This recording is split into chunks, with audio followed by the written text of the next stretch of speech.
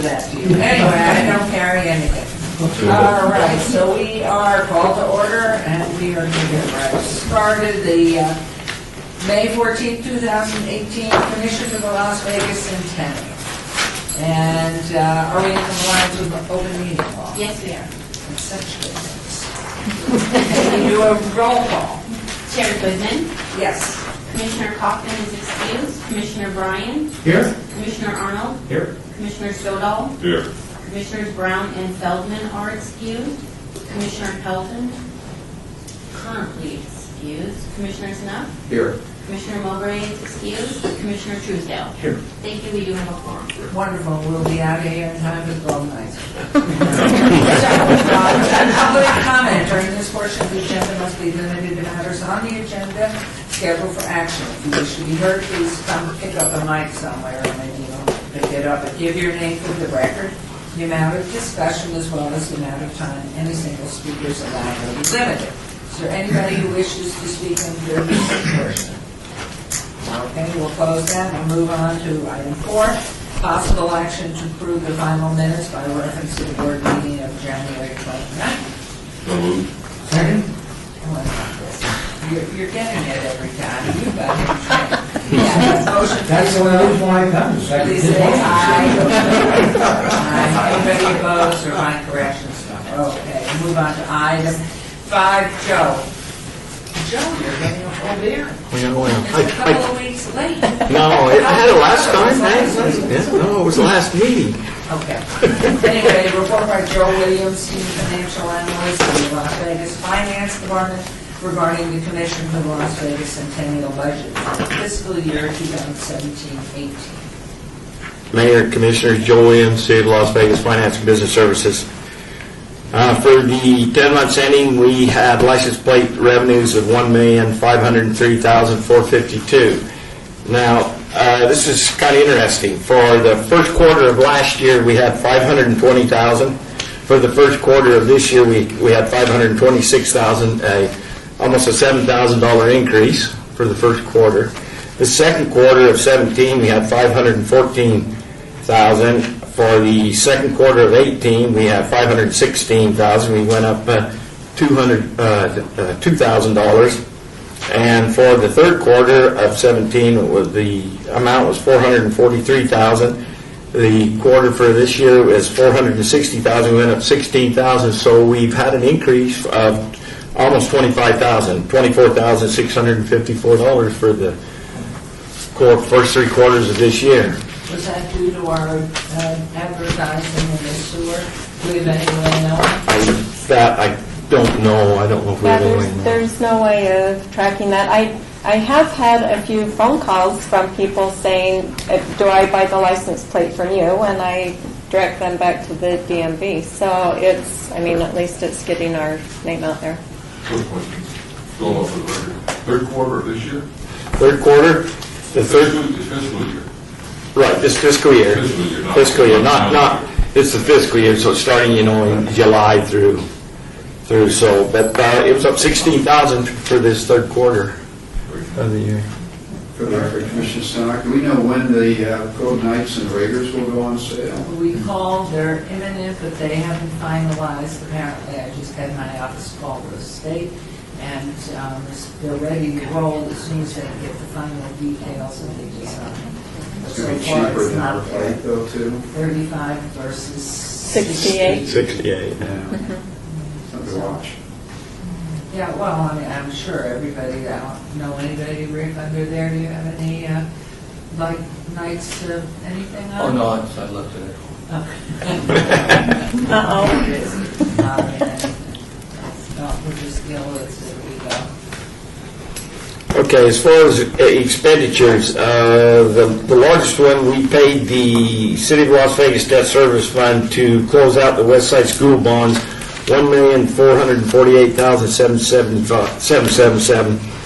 And normally we would have paid $500,000 for the period, so we paid an extra $948,777, which saved the commission $51,223 by early, paying them bonds off early. So that was well worth it. Wow, Mayor, if I could ask you, when does our commitment run out? So how many more years is it? For the What's that? for the West Side School? No, we're done. We paid it off. We paid it off. We had 3 years, and then we paid our normal for this year, the $500,000, and we paid an additional. Here's the whole thing. Yeah, 948,000, saved us 51, and we're done with the commission. The bonds have been retired. Yeah, beats a sharp stick in the eye, you know. Some of the other large commitments, we paid on the monument for Woodland Cemetery, $17,840, and for the, let's see, no, that was, excuse me, we paid Nevada Preservation Foundation for the Home History Tour, $17,840. We paid the cemetery for the monuments, the $13,664, and for the genealogy portion of the $8,000. So they're pretty close to being paid off, except the $4,000 on the monument we still owe them. We paid internal charges of $65,871. That is for the 6 months period. I have not accrued the other 3 months, so I will get that by the next meeting, so that would probably be about a third of that, so we're probably close to, $95,000 on internal charges, basically, which is Esther's time, and it used to be Courtney Mooney's, and she... It's Paul. But And Goodman here, on the $8,000 that you paid off to the Blue Angel, was that purchasing it, moving it? What was that? I can't remember. to the Blue Angels, I think that was just to take it down and move it and where it's in storage. It's still setting in storage behind the at the West Yard. I think it's still there. Jerry Walker has it in storage at the West Yard. So And that is going to be placed at the end of Fremont Street, right? I think right down here in Fremont, where the There's a plan to ultimately put it at 5 corners at the end of Fremont Street, but temporarily it's going to be loaned to the Neon Sign Museum. And so that was what we agreed to was the $8,000. well, yeah. Esther Ranke, we approved $140,000 and change, I think, for that whole project, but they thought at that time they were going to be taking it down and installing it. They just haven't got the installation part of it ready, so we've still got a significant amount holding on that line item to pay it. Mayor, if I might. Yes, please. Commissioner Bryant, do we have the money to restore the sign and to place it? So right now, it's just a matter of them moving forward with the restoration work, the painting, and the relocation, but there's money to do that. Right. Thank you. Right. Chairman, still off the record, I just drill down a little bit deeper into that. Is the,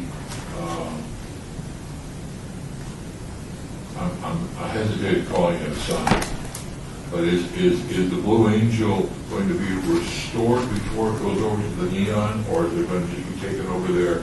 They have a significant display that's going to go on. Do you know anything else? They're going to be on Pardon Goodman here. It's supposed to go to the RJ, the property That there building, for a right. display, an art display or something. The warehouse, that's correct. And then Then it goes to the Neon. it's going to go down to 5 points. Or at that intersection, is that one or not immediately, but I know the In the agreement, that's the end location for the Blue Angel. that was my question. Is that in the agreement? It that is in the we approve agreement. funds for? Great, It is. thank you. And is there a time limit for that? I mean, is there, Terry Conicello, I think we gave him a significant period of time, like 3 years, to go through this process. Because it wasn't just the Blue Angel sign, they also acquired other signs. The city acquired other signs. But Blue Angel being the most prominent sign. And that was going to be refurbished and placed at the 5 Points location. and Terry, we're protected that indeed the 3 years is 3 years and that sign will be in place if some of us live long enough to see it. Is that the idea? The agreement, I spent Senator a lot of time Ryan, down there. I want people to see the sign. the agreement between the city and the Centennial Commission. So. He does only go 36 months is his one-up date, so he's... Talk with my insurance actuary. Good, in here, Joe, can you explain or ask her about the El Dorado? I see the 250, and it still is in remaining budget, why is that? Yes, Ranky, both events just took place this past weekend and last weekend, so we will be getting all of the invoices from the PBR to pay out on the rodeo, and all of my invoices from the parade will be coming in the next week or so. Right. So we had total expenditures for the period of $1,596,000. So we had a net decrease of $92,841 from 630 of 17. So we still have an ending fund balance of $3,028,000. So our fund balance is strong, and I think. What did I say? I got a notice from the state on the fourth quarter, and I think was around 520,000, if I remember, it's going to be on the fourth quarter. So we're doing well. Do you need a motion to Just accept the budget? Thank you very much. Move on to agenda item 6, report by Mr. Remke, Executive Director of Commission of Las Vegas Centennial regarding film projects is submitted by Commission members. Thank you, Mayor. First of all, I just want everybody to know that we have had computer printer issues. I know some of our applicants have got PowerPoints that we're not able to load, so Paul, when he makes his presentation, our computers aren't connecting to the printers, and the printers aren't connecting to the PowerPoints today, so I'm going to apologize for that right up front before these guys even get to that point. For the film projects, we've had a lot of conversation about what we want to see the Centennial Commission fund. I asked you guys, the board, to send me some of your thoughts. Again, it's sitting on the printer that once IT connects my printer with my computer, I'm going to have to buy 3 rings of paper to print everything because I couldn't figure out why it wasn't printing, so I just kept hitting print.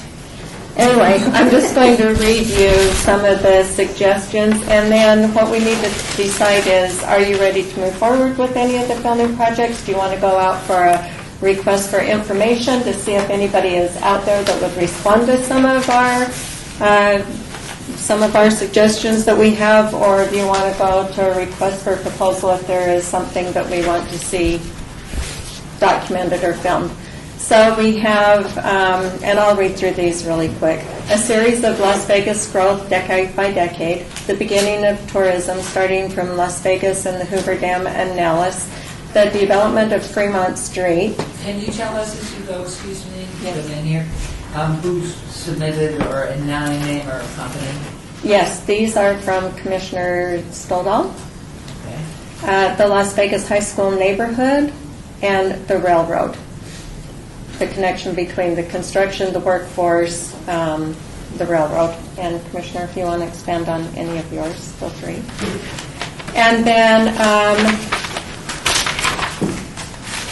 Mayor Goodman recommended just the historical broad-based projects, not always just one focus, but broad-based projects. And then Ted Olivas, my boss, thought it would be good to have a documentary on West Side politicians, such as Joe Neal, Frank Hawkins, Harvey Munford, Commissioner Weekly. So those are some of the suggestions that I got from the board. So the question is, so I have direction. Are you ready to move forward with filming projects? Is there a particular item that you want to see documented? Do you want to hold off until we see how our plates are going to? I'm going to take the pride of the sheriff. The last second who came in the gym, I got paid. I didn't see it. You had yours. I love yours.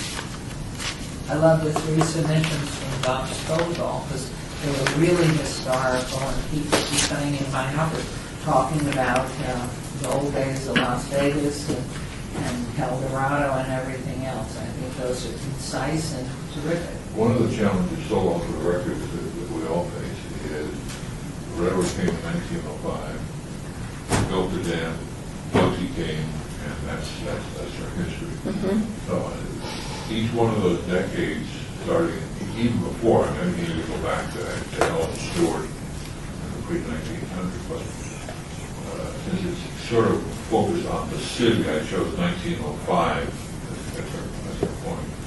But this community, and I won't spend a lot of time with it, during the 1920s, every day was hoping that tomorrow Congress would approve the dam.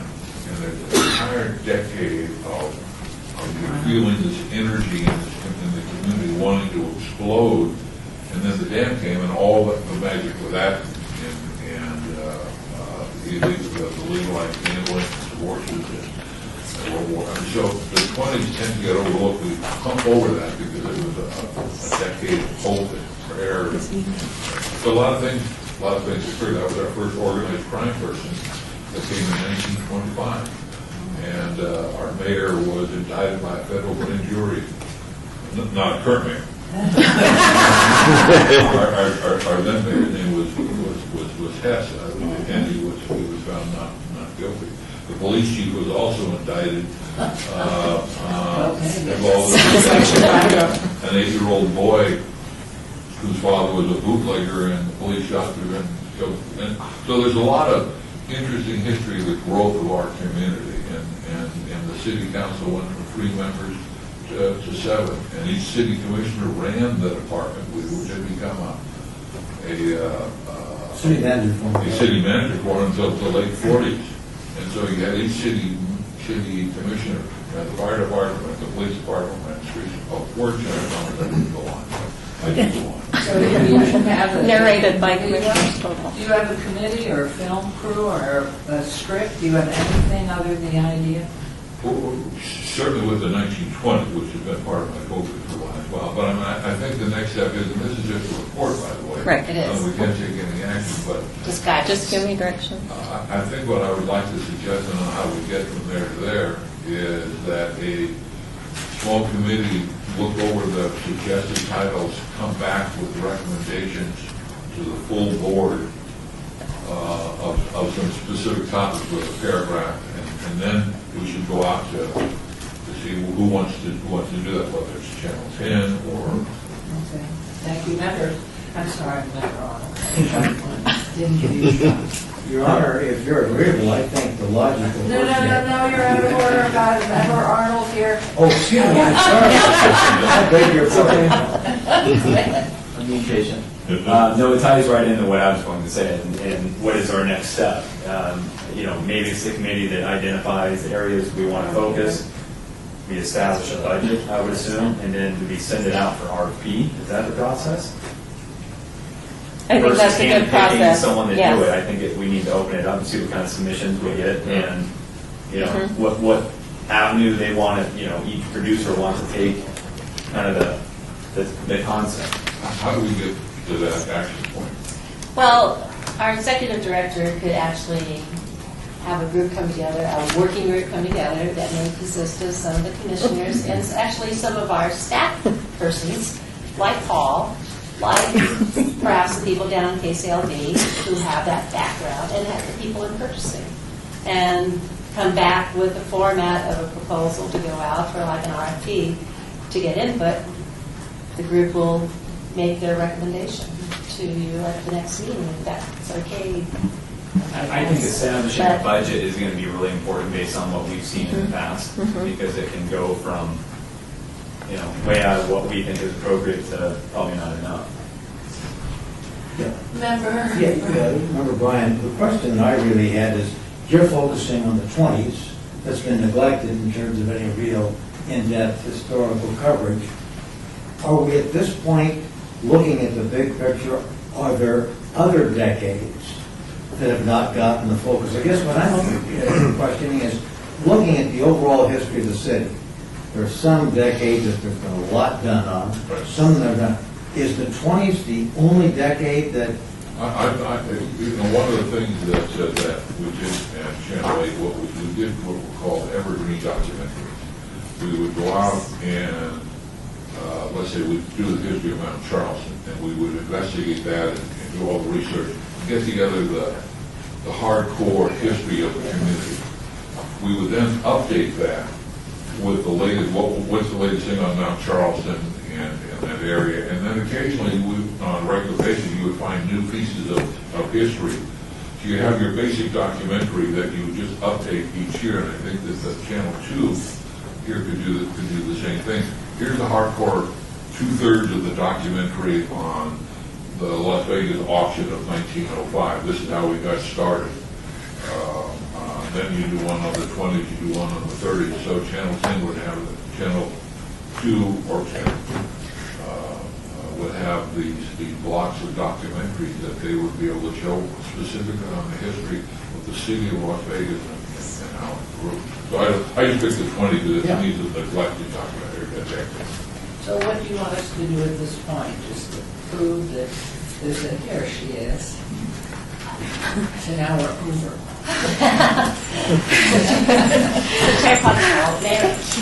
The suggestion that I made that Esther get a working group put together, input from maybe some commissioners, and absolutely our KCLD television station who has already documentary background history and can help us with costs. Purchasing department that knows how to go out into the community and get RFPs, put a proposal together, and then maybe at your next meeting, have a presentation done by the group or the executive director. Sound good? Other than Commissioner Stadal, do I have volunteers to be on our? Like Senator Biden. Ryan says I'm supposed to. He's hiding. All right, so we'll have Louise and Senator Bryan. Would you be on the committee? Yes, I'd be happy to. All right.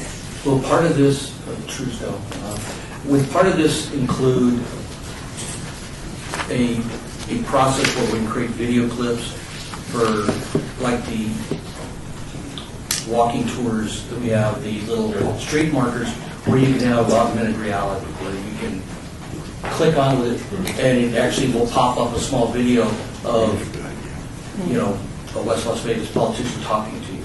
And it's the cutting edge of what the industry is going to do and the commercial markets are doing. And I think if we're filming this, we keep in mind that we need those clips as we move forward. And Mayor, if I just want to remark about Esther's working group, because this is going to be a fluid process where Esther's going to have to work with different city staff, as I mentioned, purchasing, KCLB, input from you. It's not a committee of the organization. She's going to work with whatever she has, with resources that she has here at the city and through you to come back to you with a proposal for this next process for the film documentaries. By the next meeting. If I may, yeah. I guess what I think would be, what I think would be helpful is for somebody like Bob that's got the big picture here, what are the gaps in our history? In other words, we talk, I think Louise is an advocate, rather than waiting to receive applications, to say, wait a minute, there's this part of the Las Vegas story that has not been built. I don't have that big picture. I've lived through it many decades, as a number of you have observed and commented, but I don't necessarily know what we had in terms of film history or documentaries, and I just think that would be helpful. Bob, you know the 20s, the business, the big segment. Maybe there are other big segments. I'd kind of like to know, what is it in the perfect world that we've got a gap, and then encourage people who have these abilities to come to say, look, we'd like to do the history of Nellis, if that's one that's listed. Yes, Esther, again, I think once we go through this process and we go out for RFIs or RFPs, whichever we decide to do, that's how we will start getting other applications. And I can tell you that we still have an interest from Jerry Smith, if you remember from our last meeting or 2 meetings ago. He is still wanting to apply to do a historic Westside School project again.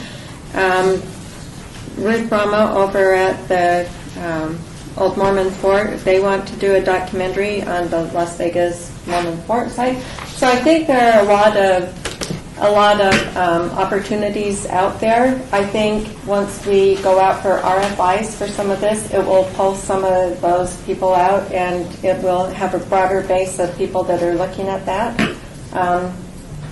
And that may uncover some of the things that you're talking And about, of course, Senator. I'm sure that Goodman here, that you would touch base with the university and the News Bureau, because I think those two spots, knowing everything that the university has, that we've been trying to gather, so that we're comprehensive. So we'll do that, and then you'll come back to us at the next meeting, which is what month? July 30th, if we have a short turnaround.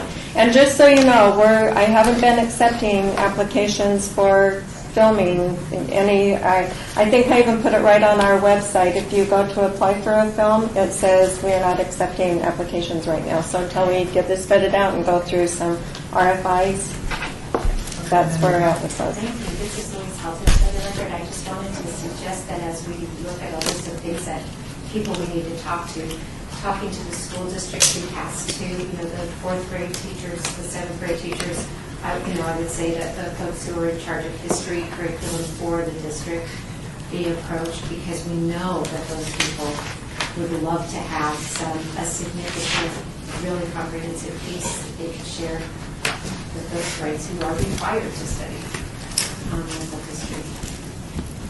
Okay, so if there are no more comments, anything else, Esther, in your report? No, thank you. Okay, we'll move on to item 7, report by Paul Benston, City of Las Vegas Senior Management Analyst, Historic Preservation, this is regarding the medical district marker. Yes. Drive by them every day. Madam Mayor, Commission members, Paul Begston, Historic Preservation Office. I haven't been before this commission really to talk very much, but I am always there for Esther to reach out to if she has any issues as she's working through things. This specific project is, it was approached to the Centennial Commission to have this be a multi-phased project. It's not working. It seems to be how things are today. We won't be able to read that anyway, so we'll just go through this. Okay, so it's a multi-phase project. Initially, the Centennial Commission was approached for the full project, research all the way to construction. At this point, the commission awarded a $10,000 grant to the city just for the research portion, and that contract was then awarded to Northwind's Consulting Group.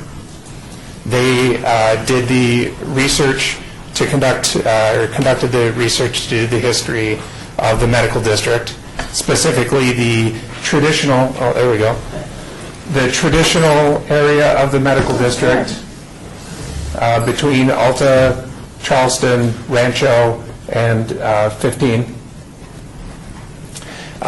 Their mission in this was to come up with no more than 30 interpretive markers, the text alone, and then also a map of recommended marker locations.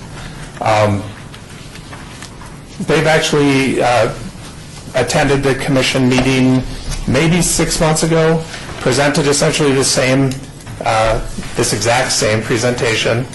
We just wanted to come back one last time for the final version of this.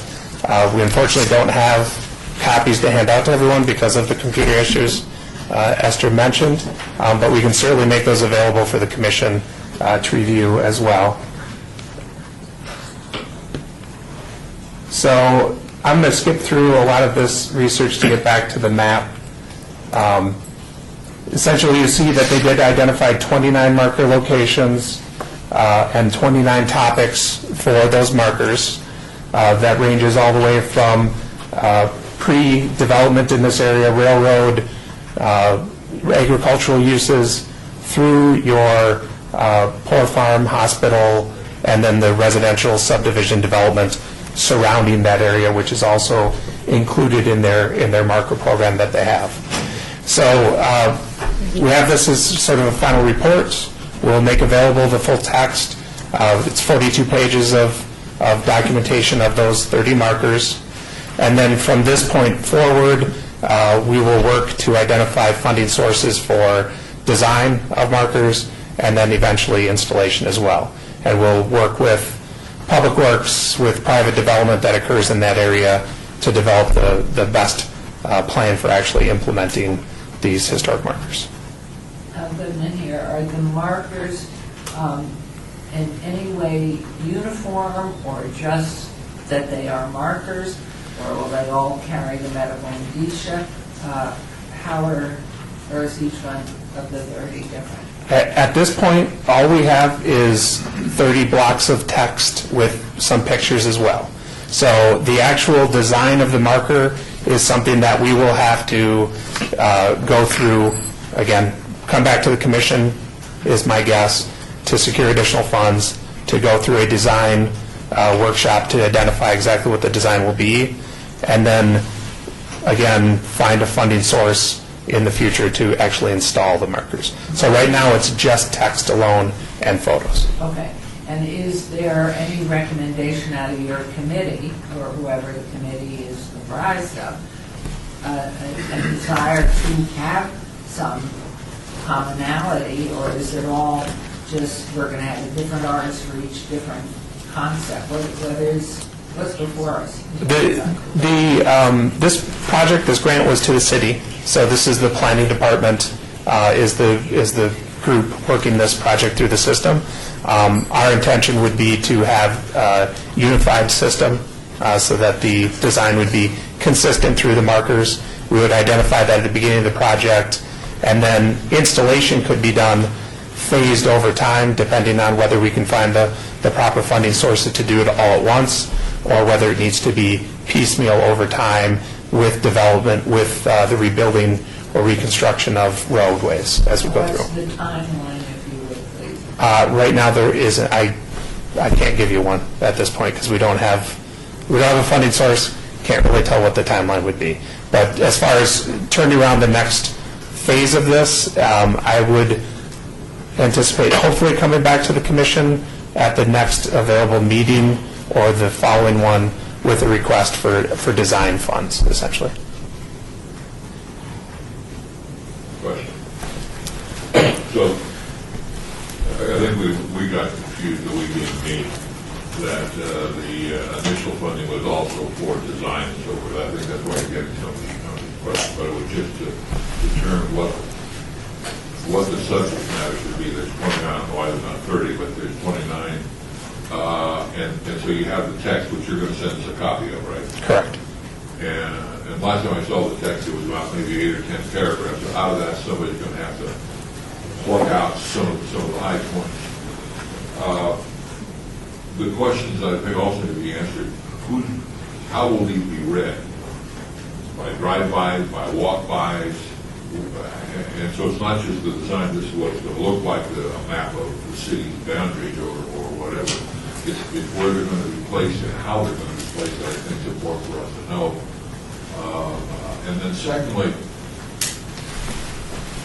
I think we need to establish some sort of a process that history doesn't stop today when we put these things in. There should be a process, an annual review of something where, you know what, either we forgot this important thing or something historic has taken place and we need another marker. So as we get near the end of this, I think we should have some process where there's a particular file or a calendar where we check off, is there any update on the medical district that we need to recognize with another marker? And that holds true with a lot of the markers we have, we just put them up, we're done. Let's move on to the next topic. We're missing some history after years. Look forward to this process. It's really a defined district that looks like a. I can get all that clearly, by the way. It looks like a good list. Well, and two, to have, if I might put in again, listening to what Member Truesdale said, that they're numbered or something so that a walking tour can be had, you can go up on your app or something as we're going forward, so. That will all be something that we can certainly take into consideration during that design portion of the project. And then as far as the living history, obviously I would completely support that. I know back in July we had an open house for this project last July where we had the public come in, give their input, help lead the researchers in some directions that are reflected on that list. And one of the things that I brought up was Project Neon is a major determiner of how that district is going to function in the future. And it is something eventually we will want to recognize through a historic marker when it becomes historic. But there is definitely periods as we move forward where items and topics will be identified, properties will come to light that we will need to catch up on. Thank you. Yes. Are you the one that did the historical research on the market, or how was that done? No, the research was done by Helena Reuter with Northwind's Consulting Group on a contract basis from the city. So then Are they a local group or a national group? they do a lot of work in Las Vegas. I think they're based in Phoenix, or at least one of their offices in Phoenix. But we have at the city used them for a number of projects in the past, and I think would use them again in the future. They are very solid resources. Historical research in each of these 29. That's correct. They Yep. did they hired to do a piece on the hundreds and did a world-class piece. Oh, okay. I mean, something that could be published. That speaks well. It was Yeah, okay. That's solid work. Thank you. Thank you very much. That says Gary England in front of I it. know, and I was trying to pull that. No. Agenda item A, report by Lynn Bogner, Centennial Genealogy Society regarding the Woodlawn Cemetery. Okay. Wait, I'm Vanna. Okay.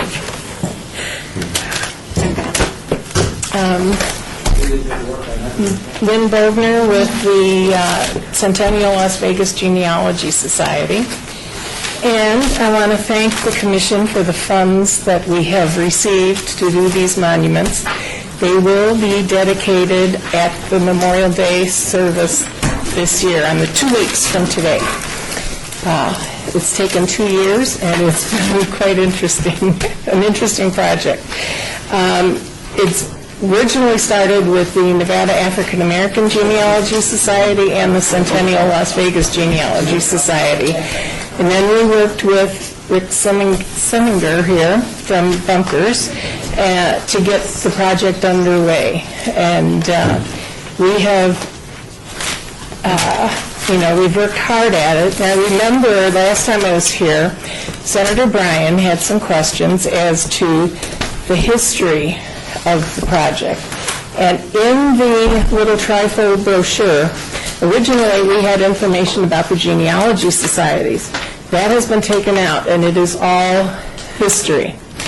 And Member Stolo was very sweet and gave, he helped with the wording, as did Esther, and that are on the monuments. And in the brochure, up at the top, it says the Salt Lake Route Railroad donated the land. And that was, I originally had Union Pacific, because everything I researched said Union Pacific. And then I said, no, at that point it was the Salt Lake Route. And so we made that correction. Then we had different things on the memorials, and we have changed those, and there's copies of what's on all the sides of the monuments. And we have put some history on there also about the two different sites. And so that way, when somebody walks by, they can see some of that the history, and there will be brochures in the office should they be interested in knowing a little bit more about the project. Rick has brought the mock-up of the program for this next Friday, or 2 Fridays, or 2 Mondays from now, the 28th. I'm Rick Senninger, spelled R-I-C-K-S-E-N-N-I-N-G-E-R, and we at Bunkers Cemetery, and representing the city of Woodlawn Cemetery, as always look forward to an outstanding morning, being able to honor, and particularly this year, where we're going to not only honor the military, but also at the same time have the unveiling of these 2 monuments at the same time. So I just want to let the committee know that we have in fact been assured from manufacturers as early as 10:30 this morning that they will in fact be here on time with enough time for us to have it installed and properly draped and so on for the unveilings on Memorial Day. I gave a mock-up, and believe me, this is a rough mock-up, of the different people and so on who have already committed to coming. We have both our U.S. senators will be there, along with two of our Congress people who have already committed to coming. The mayor is always a pleasure, and Nathan Tannenbaum wants to be emceeing the event. So all is well. Yes, sir. This looks very nicely done, by the way. Thank you, sir. You sort of responded to my inquiry. Yes, thank you. That was very enlightening. As you know, Palm has had since time immemorial their service at 9 o'clock on Main Street. This would seem to conflict with the time, not that they have the ability to drive before, so it would seem to me there's no lose. And I've not missed it since 1966, but I want to go to this one as well. And it looks like we may have a bit of a time adjustment. But does any thought given to that? Or maybe Paul has changed the time frame or not? No, actually, Senator, it's funny you should mention that, because I think one who could probably best speak to it is probably the mayor, because we do have historically, we've done it at 8 at Memory Garden Cemetery, and then at 9:30, and I realize the one at Palm is also there. So many of these same folks start, it's kind of a move, they go from one to the other, and in doing so, a lot of times we'll hold up for a few minutes at Woodlawn until everybody can start to make it through. Because then, of course, these same folks also then have to make it to parade time, and so they have a very tight schedule. So if we were to extend out, we would interfere with their opportunity to be able to get to the parade on time and the other commitments that they have through the day. And the other thing is, we had a little bit of traffic problem initially this year. Okay. So I think it would even, Well, if you'd like for us to move it back, ma'am, well, I get concerned trying, and I see you are always moving from place to place, and it always precludes our being able to get out to Boulder City, Okay. which they have a function. You're always there. So, yeah, they're absolute first thing we Yes, want ma'am. to go. So I think, I don't know, I'd love to see the time move, but between the traffic and, being able to get from one place to another and the Memorial Day. Okay. So I'll take whatever direction you have. Maybe your office can advise. I think we call Zach, Call Zach, certainly. and he's right over there. Long distance? In fact, Zach, if you give him a card and you don't have one, you're fired. Never carries them. You're very welcome. No, I was going to say, as far as being dismissed, I get fired daily. I just show back up the next morning. He's married, and so does he. All the guys know that, us ladies. Exactly. You're fine. All right. But this is- Very good. Thank you. Thank you, Lynn. Okay, we'll move on to agenda item 9. This is a report by Brad Druitt, City of Las Vegas City Attorney, regarding the whole enchilada project, which is located in the vicinity of Fremont Street East from Las Vegas Boulevard to Maryland Parkway. Thank you very much. Okay. You think it's going to work now? Is this? I don't care if you say.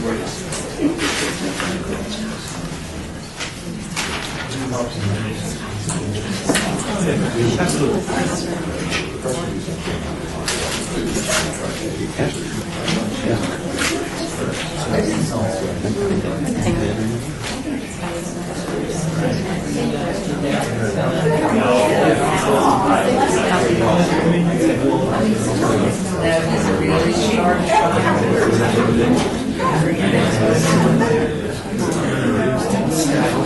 well, as I know, it's called for last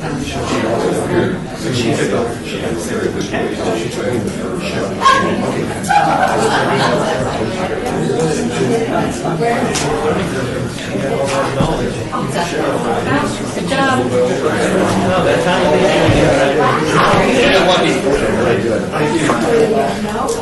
Okay, here we go. Thank you, please, Mr. Drury. Thank you. He's grown up down here.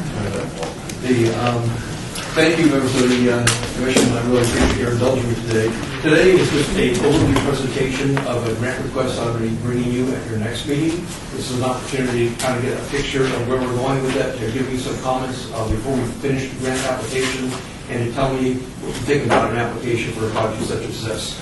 So this first map I'm showing you is the outside perimeter of the Vision 2045 plan that was put together by members of the Las Vegas community over a 2-year period.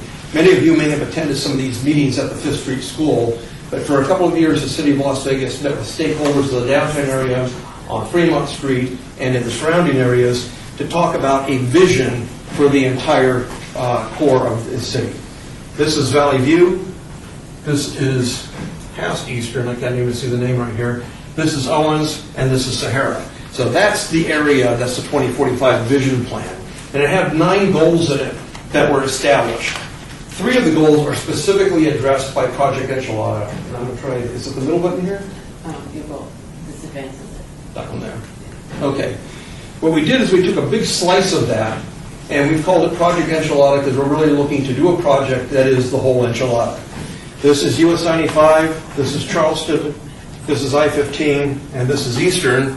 Everything in green is in the project area. This little pop-out down here takes into account the Huntridge Plaza and the Huntridge Theater and the Huntridge Park.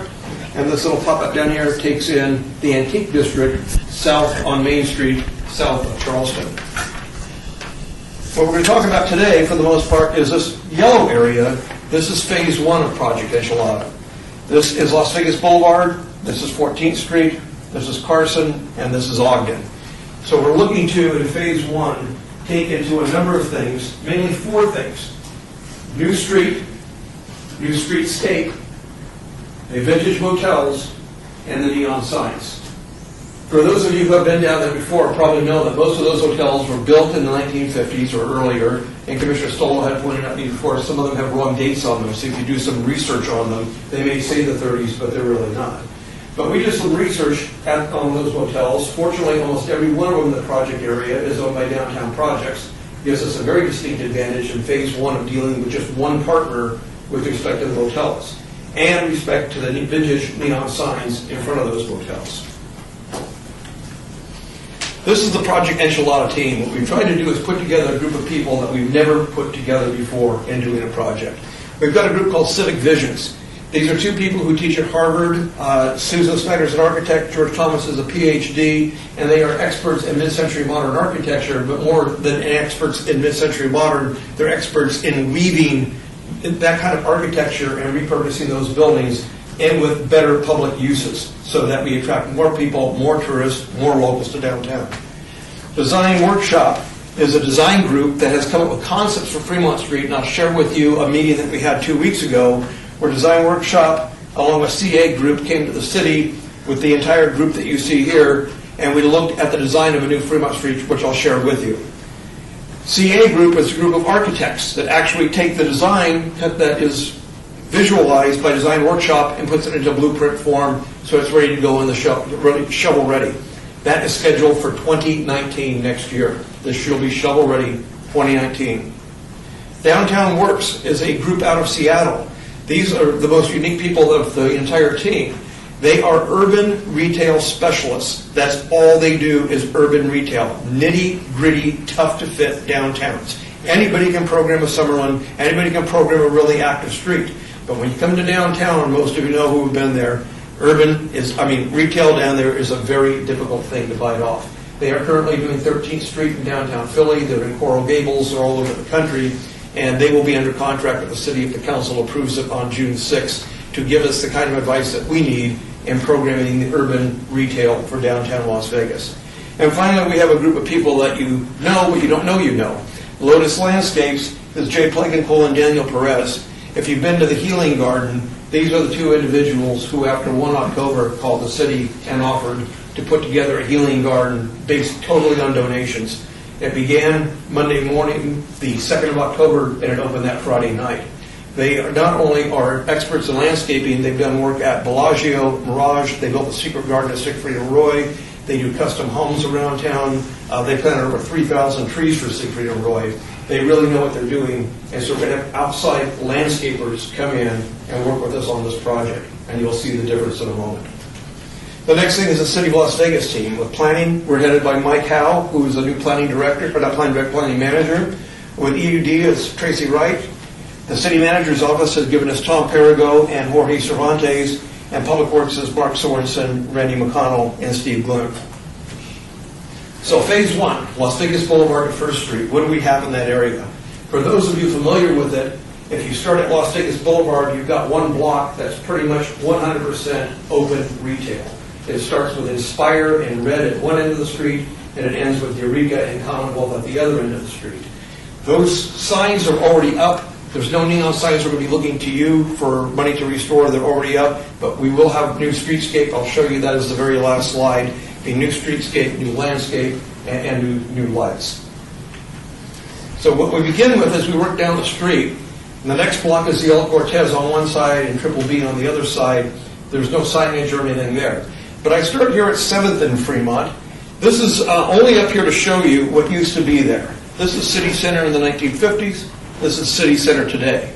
That's been so dramatically remodeled. The building isn't part of the project, but we hope that the sign is. We'll get to that in a moment. The next across the street was the original Orbit Inn. Long since gone. It is now Container Park. The signs are gone. Everything is gone. But I want to walk you as we go down the street what we'll be doing. This part of the street gets new street and new streetscape. Exploded around New Year's Day, didn't it? That's the one. Yeah. That's the one you remember. Remember it very well. Now this is where it gets interesting. We get to 8th and Fremont. This is it today. This is what they did with it in Lake Tahoe. This was a Flying A gas station. And what they did is they put the original pumps back, the original neon back on, and what it serves is as a front for this building behind it. The building behind it is now a brew pub. This is now the Tahoe Brew Pub, South Tahoe Brew Pub. But the gas station serves as kind of this kitschy, cool 50s thing that draws your attention to it and to the brew pub. Across the street is the Ambassador Motel parking lot. Let's go to that for a moment.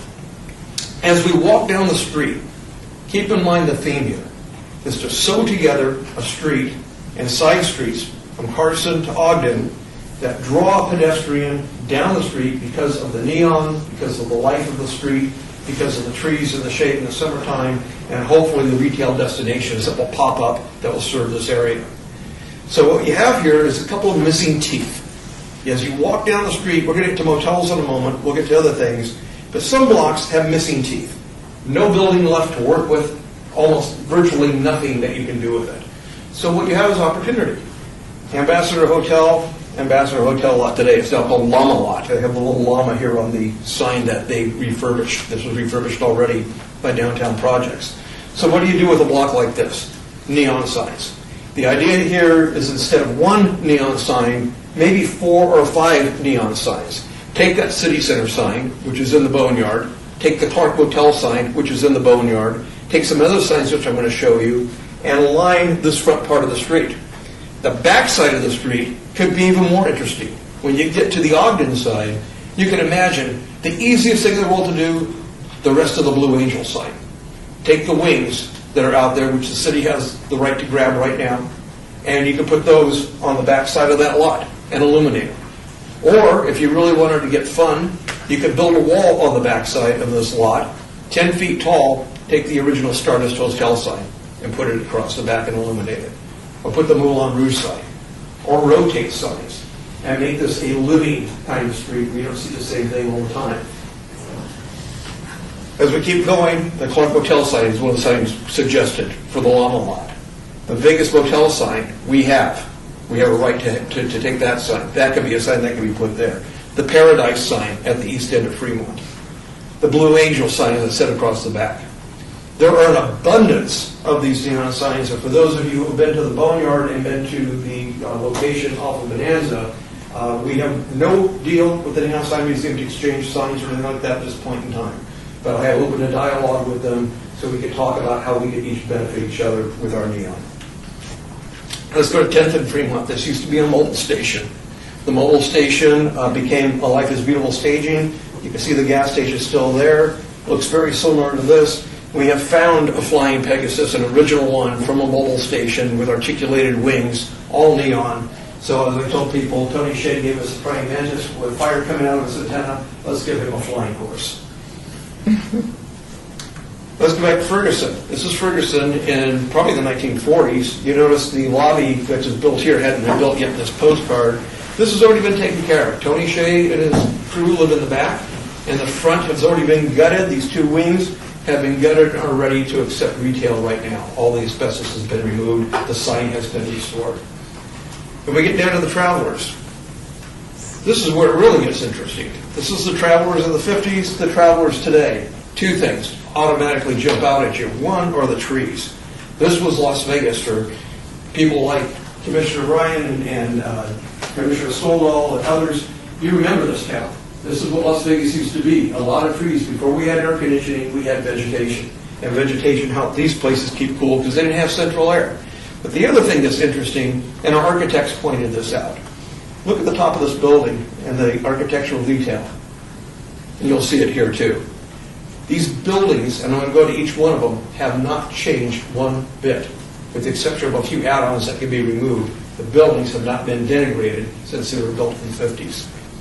This is the Lucky Hotel. You can only find it from the pole, but here's the sign. We think we may have found the sign this weekend. It's part of what we're going to come to you for a restoration or reconstruction, depending if we find it or not. But look at the detail. Same thing. This has not changed one bit. The chief, of course, is gone. We have the sign. Again, this is the old chief. This is it today. It's the vacant lot across from Publicus.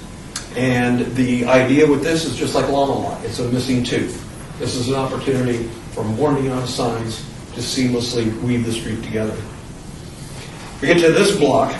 This is 12th and Fremont down to Maryland Park, or to me, yes, down to Maryland Parkway. This are the three Alicia motels. This is the Vegas Motel. Again, same thing, but I'm going to go back for a minute. These are original signs. They're covered up with plywood. The original steel structure is still there. If you look at places, you can see where the neon tubing went into the sign. So this is the first one, wrong way. The Las Vegas Motel. That's the old original sign. This was the Fremont Fisher, also known as the Erie Vat, I'm sorry. And so this is a sign that's missing we don't have. But again, one more thing I want to point out. Look at the detail on the top. It's the same building today as it was then. Okay. You can give me a clicker, but I don't know what to do with it. This is the Star View, the last of the three Alicias. Probably one of the coolest of the signs in phase one of this project. This is it in its heyday. This is it today. But again, the buildings are the same. The gables, this is not an original neon sign. We'd be looking at reproducing the original gable sign, which had a gable on the top of it, as you remember, Senator, and the neon on top of it too. This is kind of a 1960s thing, and this is probably beyond repair. But we had it in one of our original estimates. But look, this is the original gables. Before they put up the porte-cochere, before they put up this little blue thing, this is it with no awnings and its original sign. This is the only motel in the phase one of the project area not owned by Downtown Projects. A private company, which is appearing for the city council on Wednesday morning, Your Honor, is seeking money for a visual improvement project that is to restore this sign. This was originally the Turf Motel, later became the Lucky Lady Motel, and they want to restore the Lucky Lady sign. So that will be before you. So we are proposing that sign. This is the last of the motels in phase one. It's the Valley Motel. Had this really cool version of Vegas Vic on it, all articulated neon, so his arm went up and down in neon at night. They skinned it from the sign. That's all that's left of it. He will require reconstruction unless we can find him. So before I get to the rest of it, the neon signs for every one of these has been looked at by two different sign companies. And I'm going to show you some of a mix of what both sign companies have suggested and what they've come up with. Oh, by the way, that is the motel itself before and after. Oh, I have one more. The Peter Pan is also in phase one. This sign has already been 100% restored. That's what you see today. It works. Okay, so vintage neon sign restoration and reconstruction. Somebody found this on the internet, really, really cool picture. Somebody had an old black and white photo with a portion of the star view, and they held it up against the original sign to show you the comparison. Keep going. This is a breakdown of that sign by one of the sign companies. This is what it would look like restored with all its neon. There was a huge neon star on top. There were also little neon stars here that they didn't show in this drawing, but they will be included in the restoration of the sign. It also had a little bell over here to tell you they had telephones, which is kind of really cool. This is 3 different versions today. The white version with the blue bottom, and then the nighttime version of that sign lit up. This is as projected by one of the sign companies. This is the Travelers. Today, restored at night. This is the Valley Motel sign. Different versions of it. Original version, and then a later version where they skinned it and put it on top of this reader board, the box underneath. What they've done is they have gone out and they've measured these signs and used by comparison the size of the building, because we know the size of the building, size of doors, size of cars, and they have reinvented what that sign would look like. So we have estimates for the replacement of every one of these and the actual authentic rebuilding of all of them. This is the Lucky. This is the pole that's out there right now. They have estimated the size of it. Again, we found one of the sign companies found a picture on the internet of this sign on the ground here in Las Vegas after it was plucked.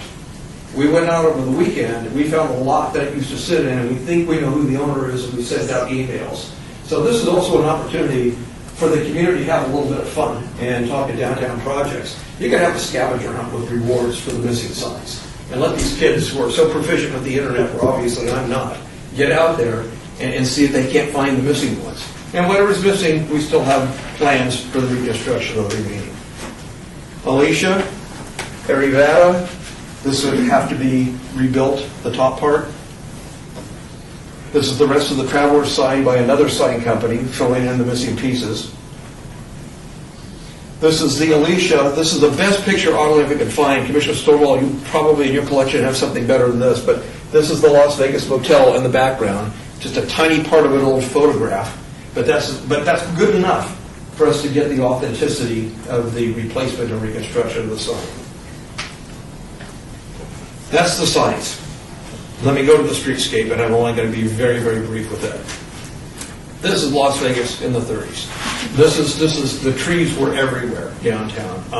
I know that many of you at the table remember. I remember it as a kid. We used to go over and eat at the old city hall before they built the new one that sells Zappos.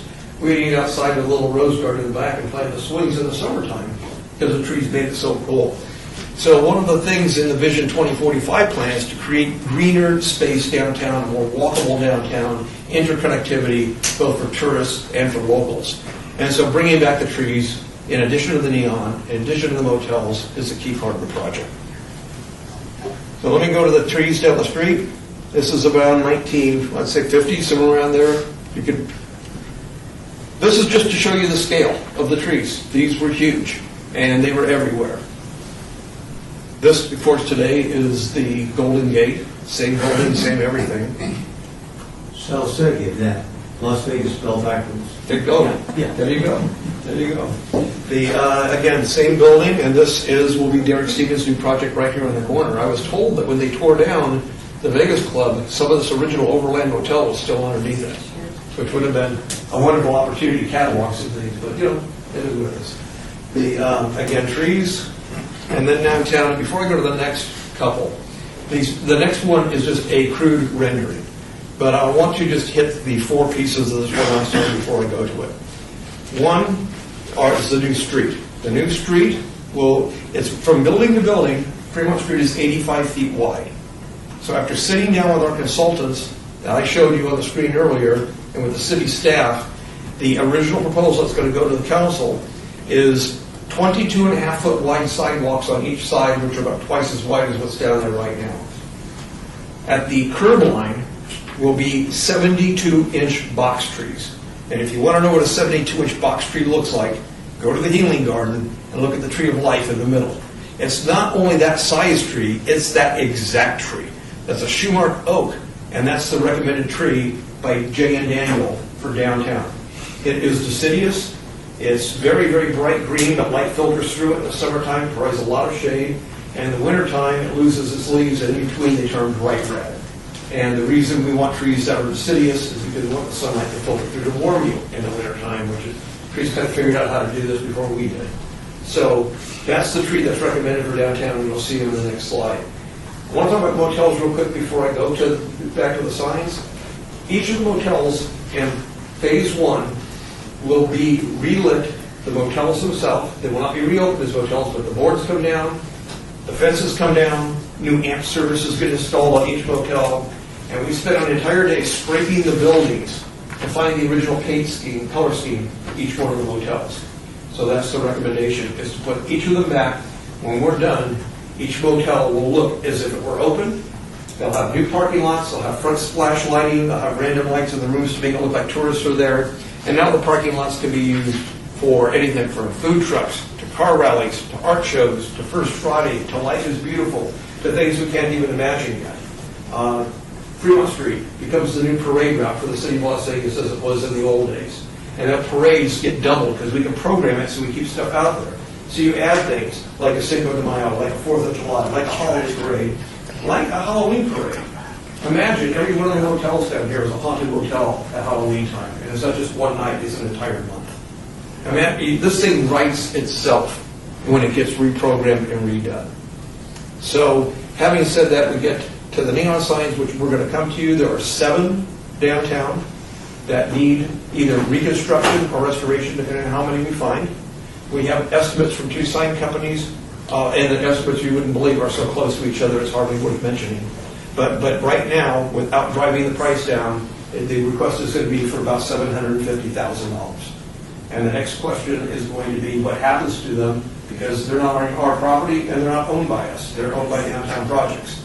So Downtown Projects is willing to enter an agreement if we get this far to guarantee the maintenance of the signs and to guarantee the placement on the property and their illumination. And should that not happen, the signs will be donated to the neon sign easement. So I'll be looking for input from you individually between now and the next meeting to see what you think about that kind of an arrangement, because they're perfectly comfortable with it. They've actually told me their plan is probably to leave those signs there forever, even if the property changes purposes in the future. And then, of course, the last part of it that we're going to want to talk about is maintenance. That's the specific question that came to me last week, was what is the long-term plan for maintenance of these signs? Remember, when these are done, they are being restored to a platinum level. They're going to have original neon. They're going to have LED lighting instead of bulbs, so you can't tell the difference between them. They don't burn out very quickly, and with the new technology, they're not going to require maintenance unless there's damage because force of nature or vandals. They're not going to require maintenance for a while, but they will require maintenance. So we will be looking to work with Downtown Projects to talk about some kind of split on maintenance, but that will be part of the grant as a stipend for maintenance, after which they'll fill in the gap. That's the formula we're working with right now. So that's the presentation. That's the goal with the signs. By the way, the other thing we've thought about is, as you know, those of you who know neon, it's an art form. I mean, it's our signature. Just like you sign your signature, that's our signature here in Las Vegas. Neon, if they get to the point where we do this project, we have an opportunity to work with PBS, to work with other people on putting together a documentary that shows the restored lost art of making neon signs. Because all of these, as you know, are all hand-made. They're all hand-heated and bent and filled gases that are picked out by an artisan. So there's another opportunity here to not just talk about it, but to educate the public about it. Finally, we're going to go to the last one. This is Fremont Street today. You're standing at Las Vegas Boulevard. You're looking down to 14th Street. And this is where the project area starts, and way down here is where it ends. So what we're going to do in this little slide, and again, I apologize, this is not incredibly well done, but it gives you an idea. You're not going to see the finished sidewalk. You're not going to see the exact finished street. You're going to see something close. We're going to get rid of the stuff on the road. We're going to get rid of all these palm trees. So when we clean it up, and then we're going to plant it. And that is phase 1 of Project 1. I'll be glad to answer any questions you have. What happens to the signs that are in the middle of the street? We are talking right now with the feed, and I've met with them. We're not going to do anything that the feed doesn't want. And so if the feed insists that they be there, they will be there in a form different than what they are now. What you saw before was a huge concrete pylon. If they want these to be there, these things, we'll keep them there and just put the pole in the ground, right in the middle of the lane. So there's a way to keep them there. If they're not there, they'll be moved. But I think the feed's preference right now is to have them in the street in some form, but we haven't finished that discussion. Who is the feed? I'm sorry, the feed is the Fremont East Entertainment District, FEED. And what they really are is kind of a business improvement district. They were the first pioneers to kind of go in downtown between Las Vegas Boulevard and 8th Street. And they agreed to have almost like an SID, a special tax imposed on themselves for things just for the project area. And so they use that money they collect from themselves. They used it to build these neon signs. These are not originals. These are all reconstructions. They used it to build those signs, and they used it to pay for extra cleaning, extra security, and stuff like that. My apologies. Okay. Thank you. I'd ask two questions if I could, put them in here. The streetscaping, the actual the trees, digging the holes, is that part of the 750? No. Or the only thing that's part of the 750 is signage? Right, just the signs, just the neon signs. The streetscape, next year, the BRT, that's the bus rapid transit line downtown, is going to be moved to Carson Street. And so RTC is funding the street, the sidewalk, and the trees. And we're going to go sideways too, one block in each direction, so it just won't be Fremont Street. The funding for the motel restoration, the facades and the power boxes and everything is coming from downtown projects. And the the neon signs will be a grant that we'll look to you for at the next meeting. And after all your research, if I just might ask the other question, if the funding were granted, what's your timeline? We have a very accelerated timeline because this is not a really complicated project. To be honest with you, the city's going to be the slowest part. That entire street and sidewalk system needs to come out for this project to happen. And so when you move the sidewalks in, you have to, as the engineers explained to me, you have to change the crown of the road. Roads are higher in the middle than on the end, so water runs off. So the whole street will be repaved all the way down to 14th. The sidewalks will be either added on or completely replaced, probably added on. But the biggest part of it is the location of utilities. When Fremont Street was done years ago from 8th Street to 14th Street, there were trees planted then. Those will be removed. A lot of them are dead already or have bores. But those will be removed. The utilities were located, so we know where they are. They're not known from Las Vegas Boulevard down. And so location of utilities, I've been told, I'm no expert in this at all, are going to be a big part of it. But we hope it begins in 2019. We'd love to see it finish in 2019. Yes, Member Howell. This is Louise Felton for the record. I love the trees, and I love the idea of the lights. The problem is I'm looking at that, you can see the trees, but you couldn't see the signs. So how will that be? I mean, I'm sure you will do something. That's a great question. That's a great question. It's unfortunate. Like I said, this is pretty crude. So we just had somebody Photoshop in some Shumard oaks.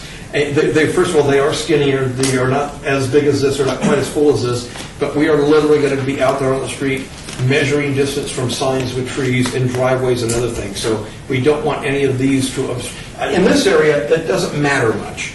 Because if you've been to any major city in New York, the signs are street level. This is a walkable street. This is something you're going to be driving by looking, where's Walmart?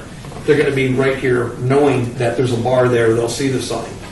When you get down to the big neon signs at the motels, and they're gigantic in some cases, we want to make certain that none of those are obstructed by trees. And none of these should be obstructed either. But we're going to be working with all the owners and tenants in the area to make sure that we don't do that. We've already had that conversation with Downtown Projects. I had that conversation with the feed 2 weeks ago. Quite more of a statement. My concern is the covenants that would go along with giving close to $1 million of signage. We're having significant trouble with the Huntridge Theater, and there are covenants on that building. Not living up to the covenants and taking them to court. And they said, yes, we will do it. They haven't done. Now we're back to the Attorney General's office and see if we have to take them back to court again. So I I would be looking at the city attorney's office with some really strong covenants on what goes along with giving this person $1 million worth of neon signs. But that's going to be my concern. It's a wonderful project, and I have concern about what the rest of Fremont Streets is going to look like. But this is a great plan. Likely significant pieces will change as you move forward. Reality sets in, and maybe there's only one tree every block or whatever. But it's certainly a plan that is worth investing more time and energy in to see where we go from here. Richard Still. One of the things I question is, based on your accelerated timing, and I know you can do things because I find that the city is usually this slow roller here. Now, does this impact any other street projects, like the improvement of Las Vegas Boulevard? No. That is This project doesn't touch that. There's also several other projects like that, 6th, 7th, and 8th. It doesn't impact those. Those will go forward independent of Enchilada. They just integrate into it. They're already on their own timelines. They already have their own design. But we don't impact Las Vegas Boulevard at all. We will impact Carson. But that's going to be impacted whether or not Enchilada is done, because the bus line is being moved whether or not Enchilada is done. It's proved a disaster on Fremont Street, and that's just my opinion. It's not what I'm speaking for the city, but the bus stops and things like that have not been healthy for the environment. Now, the other thing, on the maintenance issue, because I do agree, it's a potential disaster. If things aren't, can you set up a maintenance district that basically is a lien against the properties anyway? Mm-hmm. There's a lot of ways to warehouse dollars? Absolutely. There's a lot of ways to I think that starts to give us, you don't have to go sue to get something done. Mm-hmm. You've got the money sitting there to do it. I'll show you candidly the dynamic here. Downtown projects doesn't ever plan on reopening these as motels. I mean, that could change, but very, very unlikely. More than likely, they'll be repurposed at some point in time, like the Ferguson for retail. These neon signs don't add any value to their property from their point of view. It's not like it's an open motel with a burned out sign. If you fix a sign, I get more people staying at my motel. Right. It's just a sign for the historic value of the sign. And so that's why the negotiating dynamic's a bit different here. You know, when you're talking about a new sign for the OG or something like that, it directly benefits their business. These merely draw people to downtown, hopefully, to want to look at our history. This is Louise Felton again for the record, and this commission has often had conversations about maintenance of neon signs, and we don't want to be in that business. As a rule, that's historically been our position. So that's not. That's fair enough, but so I'm looking forward to your conversation. There's a lot of ways to do this. We're only missing a few signs. And if we found the lucky, we're missing the top of the Valley Motel sign, and we're missing the original gable sign, but we could work with a plastic sign if that was the commission's desire. We are missing the Ari Neva sign completely. There is some kind of sign under that plywood. You can see it. There's a sign up there. I don't know what it says or how authentic it is. So we could work with what's out there. We could also do on some of the properties with missing signs, just replacement signs for Fremont Street that do exist. But we'd have to find them new. But right now, we're just assuming everything would be restored to original with its original signage, and that would mean reconstruction of at least 2 signs. And that's part of the budget. That's part of the budget. And you will come back to us then? I'm planning to be back at next meeting. I was planning this meeting, but one of the things I have to do is I have to get permission from the city council before applying for a grant from the Centennial Commission. So on September the 6th, there are 4 things going to the city council. One is the contract for the, pardon? June. I'm sorry, June, I'm sorry. It's all right, you're just I had the clicker too long. I high. had the clicker too long. Too much coffee. Not high on the stuff that we're selling it. High on the property. Anyway, June 6th, D-Day, as the mayor says, and the mayor's anniversary. Ooh, that's one vote.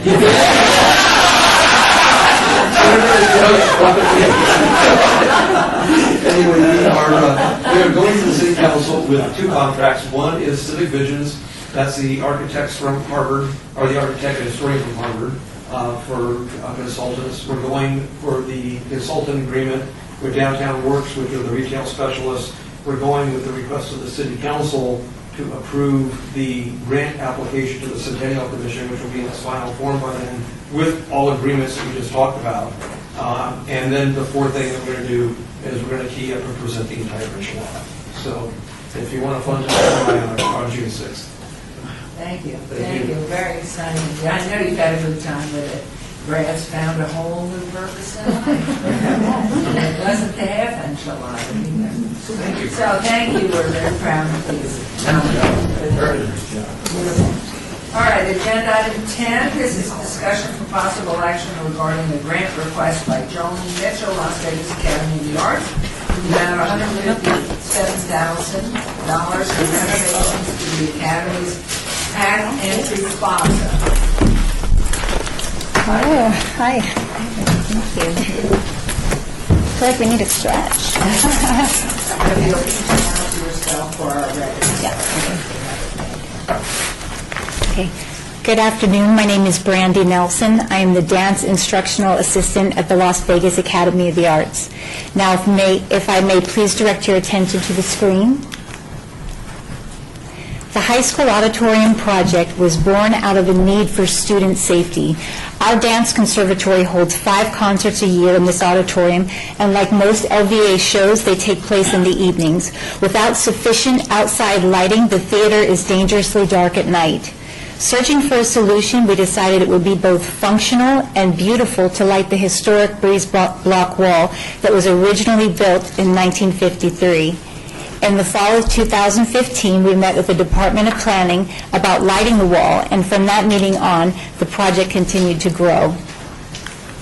Today, as you can see, the high school auditorium is weathered and worn. Regardless, it is used daily for high school classes. Upstairs, we have 3 classrooms that house our piano program. We also have guitar, choir, and orchestra concerts, countless rehearsals, college auditions, and community events that take place throughout the entire year, including summer. CCSD also uses this auditorium for large district meetings and events. And we share all this to say that the high school auditorium is a well-loved community veteran that still, to this day, is used continuously. As a performing arts school, shows are an integral part of the unique arts education we provide students at LVA. This historic auditorium has faithfully served our student and staff for decades and is in need of much more than LED lighting. In effort to protect our students, preserve and honor the auditorium's history, and to warmly welcome the Las Vegas community within its doors, theater renovations will include a historical marker featuring people and events connected to the auditorium, LED lighting of the breeze block wall, a community courtyard of engraved pavers, drought-tolerant, sustainable landscaping, and a 1950s-style performing arts center sign. The Las Vegas Academy will fund the pavers, softscape, hardscape, and the painting of the overall building for a total contribution of $153,000. We are asking the Centennial Commission to fund the historical marker, the refurbishment and lighting of the breeze block wall, the refurbishment of the original high school auditorium letters, and the Performing Arts Center sign for a total contribution of $157,000. Thank you. My name is Jolene Mitchell, and I am the magnet coordinator for the Academy of the Arts. And just quickly, I'm going to add just a little more information. As you can see from Ms. Nelson's presentation, we've raised $153,000, and that has come from private donors, our nonprofit Friends Board, and also through a paver campaign that we've been doing for about a year, and that continues to bring in funding. So the renovations that we're requesting from the Centennial Board, the first thing is a historical marker, and we're really excited about this one. Our goal here is to set a precedent for future historical markers placed throughout our campus as we continue to honor the heritage of our school. We're consulting with the Nevada Preservation Foundation to assist us in gathering accurate and meaningful information for those historical markers. Also, we are asking for the repair and paint of the cracks and the gouges that are found. So if you look at that breeze block wall, and that is when you come to the school, when you come to that theater, that's what everybody recognizes it from. So that's an important feature. It's also a 1950s feature. But it's just peeling, and the paint it's gouges in it. It's structurally secure. It just needs to be repaired and then painted. Then we also, right above that, you can barely see it, but it says high school auditorium. That is now rusted over from time, and so we need to repair that and seal it so that it will remain for years to come. And then above that, we are asking to install a 1950s design Performing Arts Center sign that is neon, and it sits right on the eyebrow of the canopy. And so this sign is keeping in with the era of the architecture while marking a new chapter for our building. So in closing, we just want to leave you with the goals that we had that drove us as we were making these plans over the last couple of years, was to provide a safe environment for all stakeholders, to honor and celebrate our past through preservation efforts, to be environmentally responsible, to develop a beautiful gathering place for students and community, and to build community awareness of LVA by providing opportunities for community interaction in an attractive space. We want the world to know who we are and where we come from. So thank you for your consideration, and do you have any questions for us? Thank you very much. Questions, comments? I'll start with Ms. Elkins. Go ahead. It's just Mother's Day. This is Louise Helton for the record, and it just was occurring to me as we're having several conversations today about historic markers that it would probably behoove us to have some kind of a clearinghouse so that there's some continuity and availability so that we don't have a patchwork of things that are not strategically linked together so that the public can have access to all of them. Does that make sense to you, Esther? No, sorry, do I have a, during the... Well, for example, today we heard about the medical Right. district, and they're going to have their own historic markers, and the school district is going to have their own multiple historic markers. We've got multiple historic markers downtown. It's like we need to have a clearinghouse so they're all cataloged and available to everybody instead of just... So are you wanting them to have the same look, or are you just wanting us to have a location of where all of the markers are We located? can have that conversation, but they should at a minimum be coordinated so that we know where they all are. Yeah. I'd say at a minimum, they need to be accurate. That's true. Good point. And I say that knowing the two presenters who worked very hard at that facility, but there's a distinct error in their presentation that makes me nervous about the markers. Las Vegas High School, as it stands now, was not the first high school in Las Vegas. It just wasn't, and that's what this says. So there were, anyway, there was other high schools in the Las Vegas Valley or within the city. But 1930 was this high school. But there was one before that called Clark County High School, and it burned down. It was on 4th Street. But I think the point is well taken, is that we need a clearinghouse to make sure. We did the same thing with the medical district. We hired a top-notch firm, but they had some secondary source material that was incorrect. And so it just needs another view, another read, another check. And I think that's cool. You endorse that concept. I think you want everything as accurate as you can with what's very nice. Go ahead, please. Sure. Well, I can go quick. Go ahead. I'm Go ahead. guessing you're going to take it home. Go ahead. So I just wanted to say I appreciate you coming in here with an application that you actually have other sources of funding for your project. Oftentimes we don't see it to that level, so I appreciate that. Senator. I think you know that both that I have a great passion for high school. It was the junior high school, the first assembly that was held there. Let me take you through the askers, okay? You've shown us that the pavers here are in terrible shape. It needs paint here and work maybe in the brickwork. No disagreement with that. What role is the school district playing in that? This is a Clark County School District property. Why aren't they doing the painting? Because there's $60 million Dollars in debt. Well, but no, wait a minute. There's a maintenance program. It clearly needs to be done. I'm not taking any issue with, but I just don't. I have difficulty grasping that that's part of the historical. Especially when this is an ongoing facility that's used. I've been there many times. It's a great facility. One A lot's been done on the inside in recent years, so it looks quite nice. So at least that's a question in my own mind. Now let me get to the troublesome part in my mind, speaking only for myself. I'm interested in restoring buildings the way they look. So this light show, this script in neon, that to me is not historical restoration. That was never part of the building, never contemplated to be part of the building. It may be attractive, but I mean, that in my opinion is just not historical restoration. So I have real difficulty conceptually, isn't it? Illuminating this with all of this fancy lighting and everything, that doesn't do it for me. I'm speaking just as one member of the board. I'm not suggesting that you don't need improved lighting in terms of the safety of the students, but that changes the whole appearance and the effect of the building, in my opinion. So that's where I'm coming from. So for the record, I wrote down 3 or 4 notes in here, and we covered one of them where this is the second one. This is not restoration. This is changing. This is changing the look. I really like the historic markers. I think that really recognizes something that fits in our jurisdiction. I had the same question you did.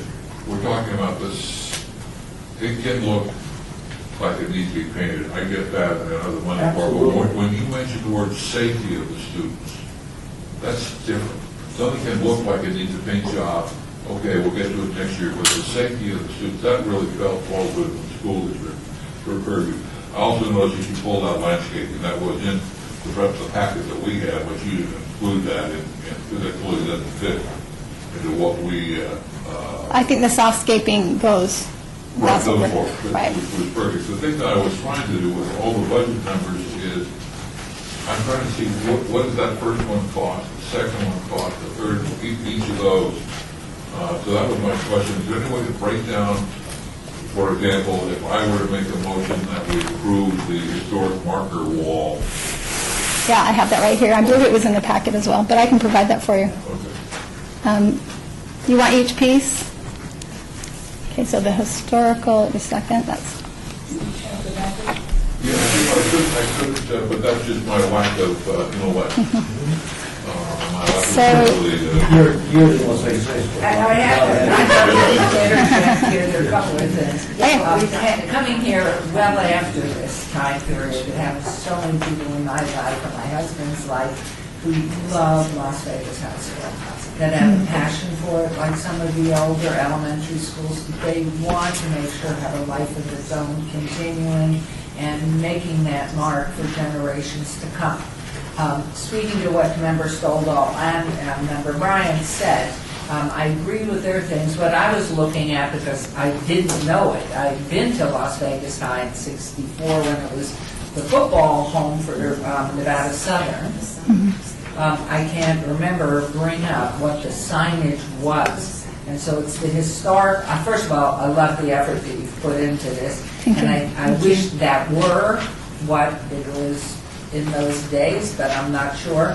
And so to me, it's the preservation of the history of the facility, and maybe you're coming back with the specific line items. Also, did you, when you divided it out, which I see in the packet, did you do just a general RFP? How did you come up with the price of $150? You don't have to answer this, but I'm saying coming back. Because there is no question those who attended for even a breath of air, the old Las Vegas High School want to preserve it. And so I think there's an appetite in this group. That's our job, is to preserve. So the new things, you may want to allocate the money from Greg Guler's son, Matthew, who's a wonderful star. Yes, he is amazing. Stage, screen, and television. But the other last piece I wanted to ask was, I couldn't agree more, because I spend my life reviewing, reading, grammar, spelling, accuracy, that at the time you come to the final realization that there's a plaque somewhere that one speaks and has been proofread by the historians to make sure that the facts are accurate, but it really does describe what this is. and that somewhere there's an acknowledgement of the Centennial Commission, hopefully, that will help it. But I think the key is there's such a connection in our population here to this great school. And and the fact that it's been so successful as a performing arts school now, and given such a future to so many of our young people who are so talented. So I just hope you continue on and answer some of the responses, Mr. Center. For the record, Commissioner Center. Yeah, my question was not seeing a breakdown of what the 157, how it lined up, and I guess some of you had, but I in didn't. there, but it's not. You have to have a one pager, just listening to those. Maybe you could just tell us, because I think... Now, you're right, that would help. Yeah. Secondly, on the markers, to me, the emphasis on the high school, performing arts is a piece of it, but these markers need to be for the high school more than just, it's 25 years old, the academy. So I think, that's what the markers, I thought. Well, the Preservation Foundation is doing the research for that, and it was going to be the building from the time it was built until current. So it wouldn't just be the performing arts history on that. So, I'm sorry, still up to the record. So the markers would be 54, events 54 on, not markers representing the history of the school. We're talking specifically Right. the building and The building. events that took place there, or, okay. Yeah.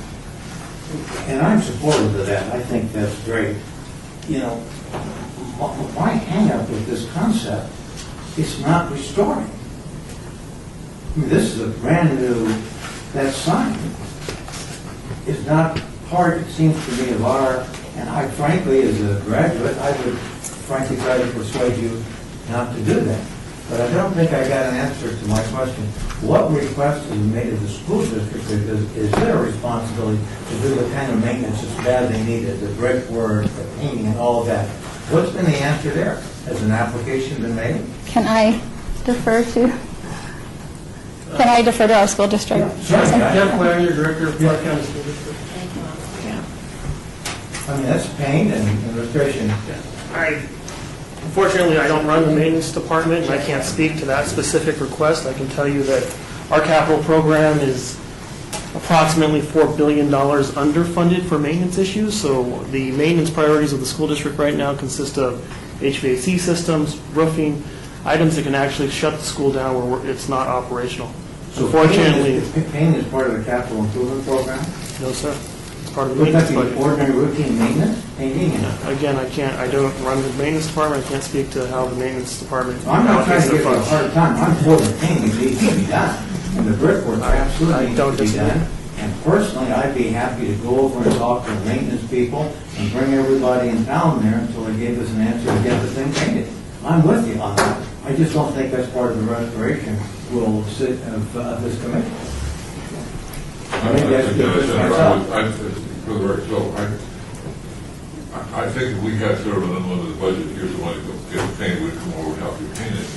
But we start setting a precedent with each one of these things, and whether and landscaping wasn't but was in the packet that I took. Well, we can't do landscaping. I said, we can't start painting buildings just because somebody else doesn't have. There's a path that we got to start cutting some fine line that, and I think if we were to say, yeah, we'll approve painting, then I think we set a precedent for everybody to come in within the school district that is a building over 50 years. We gave it Las Vegas type, so why not give it the other historic buildings, Roy Martin or wherever. Well, I'm a little confused because the painting was what we raised money for. Right. Right. So, Do you want to introduce yourself? Yes, thank you. My name is Scott Walker. I'm the principal of this fine academy, and it's... Excuse me if I may, do you remember the name of these ladies? Of which ladies? This is Jolene Mitchell. No.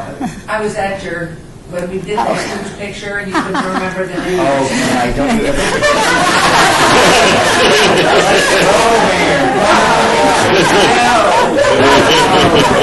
Things that you remember. I can't remember a name, but you remember every little detail. It's very scary. Okay, please.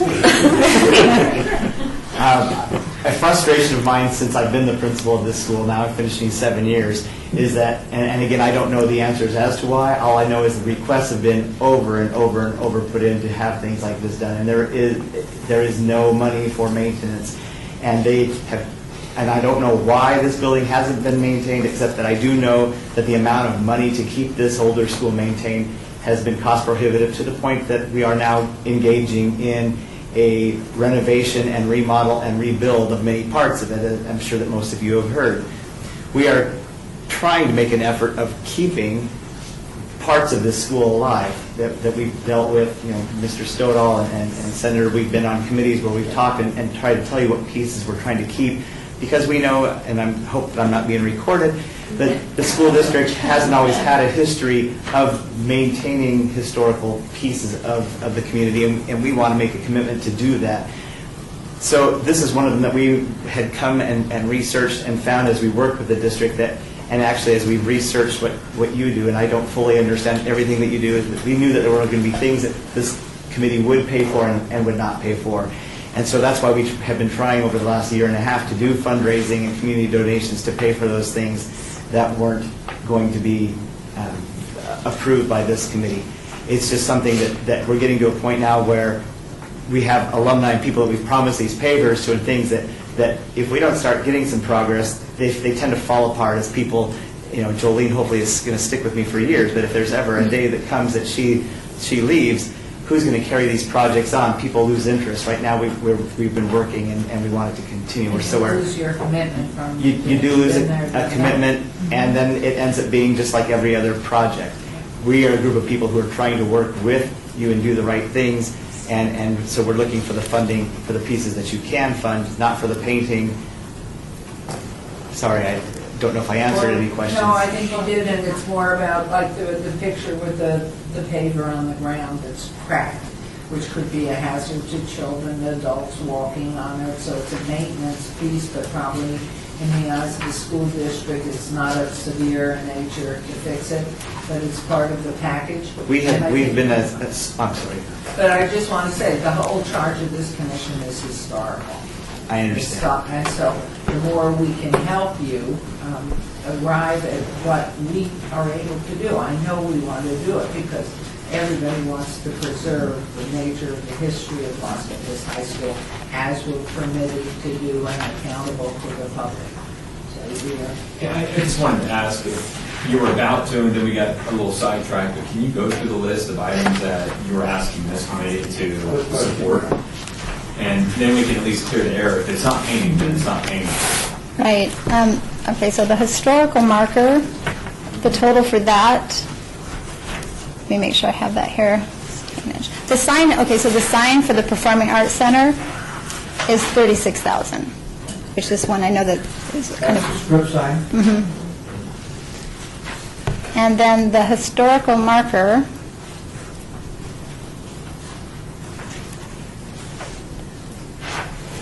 is close to 40,000. Right. So it's a 14 at 320. Do you want me to keep going? The refurbishment of the light, the breeze block wall. What was that again, Joanne? It was close to 40,000 for the historical marker. Okay. And it's what you see at the bottom. Mm-hmm. I know that's an estimate. And then the breeze block wall is for renovation, and then lighting, doing the lighting is around, make sure I'm correct, right? 54. Okay, it's 54,000, but part of that is actually lighting this underneath that lights the vestibule as well. Is that historical, if I might add, or is that something new? Is it something over the life of the academy, or was it here in your day in the dark ages? It's so hard for me not to talk. Sorry. Sorry. You're the principal. Well, I'm not here, so I have to remember to keep. So the intent is to not, and I understand, Senator, where you're coming from. We aren't really looking at wanting to keep it exactly the way it was, because it isn't going to, it can't function the way it was anymore.